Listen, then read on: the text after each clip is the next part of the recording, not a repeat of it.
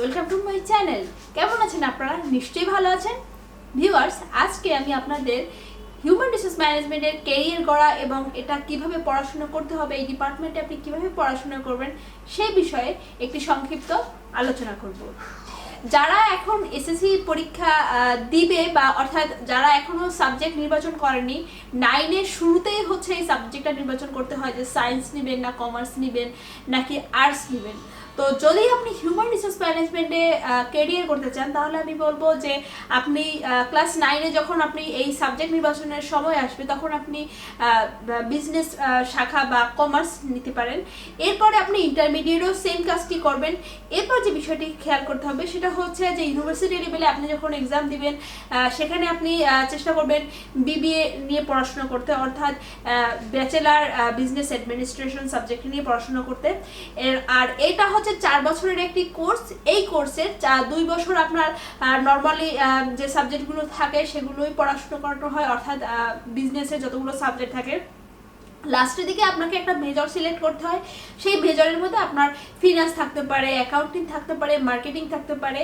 তো ওইখানে human resource ম্যানেজমেন্টও থাকে। সো আপনি ওখানে যদি আপনি হিউম্যান রিসোর্স ম্যানেজমেন্ট সাবজেক্টটিকে মেজর হিসাবে নিতে চান তাহলে কিন্তু আপনার এই হিউম্যান রিসোর্স ম্যানেজমেন্ট সম্পর্কে একটি ভালো ধারণা তৈরি হবে।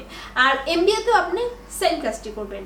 আচ্ছা, অনেকে আমাকে কোশ্চেন করেছিলেন হিউম্যান রিসোর্স ম্যানেজমেন্ট বা HRM কি? হিউম্যান রিসোর্স ম্যানেজমেন্ট হচ্ছে মানব সম্পদ, বাংলা যেটাকে বলা হয়ে থাকে। আর এবারে আসি হিউম্যান রিসোর্স ম্যানেজমেন্টের কাজ কি। কোনো অফিসে যখন নতুন করে লোক নিয়োগ করা হয়ে থাকে, কোনো অফিসের নিয়োগকৃত লোকের ছুটি, তারপর তাদের ছাঁটাই, অর্থাৎ কর্মী ব্যবস্থাপনার যে কাজগুলো করা হয়ে থাকে, অফিসের যে বিভিন্ন ধরনের নিজস্ব ব্যবস্থাপনামূলক যে কাজগুলো করা হয়ে থাকে সেগুলো সবই হিউম্যান রিসোর্স ম্যানেজমেন্ট বা একজন মানব সম্পদ কর্মীর এই কাজগুলো করে থাকে।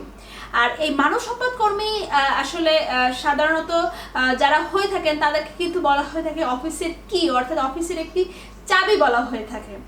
এবারে আসি, এই মানব সম্পদে আপনার পড়াশোনা করতে হলে বা জব করতে হলে আপনাকে বেসিক কি কি ধরনের ধারণা থাকতে হবে। আমরা যারা বিবিএ এমবিএ করে পড়াশোনা করে আসছি, অর্থাৎ হচ্ছে মেজর হিউম্যান রিসোর্স ম্যানেজমেন্ট নিয়ে আসছি, তারা ফ্রেশার হিসেবে তো আপনি জবে জয়েন করতে পারবেন। তবে আরও বেশি বা আরও একটু ডিটেল জানতে হলে, কারণ পড়াশোনার সাথে কিন্তু জবের যে কাজ সেটার কিন্তু মিল নেই। পড়াশোনা আমরা যে বিবিএ বা এমবিএতে যে জিনিসগুলো পড়াশোনা করেছি সেটা সম্পূর্ণই বেসিক, এবং এটা প্র্যাকটিক্যাল যে কাজটা থাকে সেটা হচ্ছে জবের ক্ষেত্রে সেটা কিন্তু আমাদের খুব একটা শেখানো হয় না। তো সেক্ষেত্রে আপনি যদি হিউম্যান রিসোর্স ম্যানেজমেন্ট একটি ভালো জব পেতে চান বা চাকরি করতে চান তাহলে আপনাকে বেসিক কিছু জ্ঞান থাকতে হবে, যেমন হিউম্যান রিসোর্স ম্যানেজাররা কী করে থাকেন বা এই ধরনের কর্মীদের সাধারণত কী ধরনের কাজ করে থাকেন। আমি যেহেতু শুরুতেই বলেছি যে অফিসের ব্যবস্থাপনার বিভিন্ন ধরনের কাজ, যেমন নতুন কোনো এমপ্লয়িকে নিয়োগ করা, কাউকে ছাঁটাই করা, তারপর এমপ্লয়ীদের ছুটি সংক্রান্ত কার্যাবলী, এমপ্লয়ীদের বেতন সংক্রান্ত কার্যাবলী এবং অফিস ব্যবস্থাপনার আরও নানানবিধ কাজ কিন্তু এই মানব সম্পদ ব্যবস্থাপনা কর্মী করে থাকেন।